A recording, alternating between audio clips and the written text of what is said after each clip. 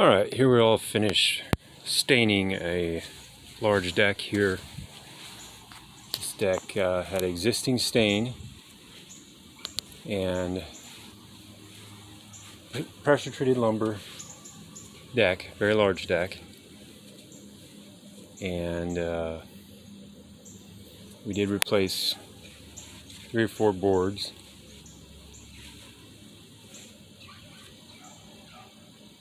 And did some patch as well.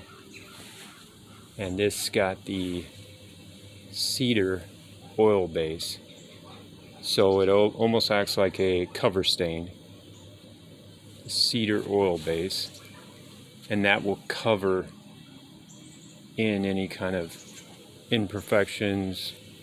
All the wood was sanded, and then all the wood was patched as needed.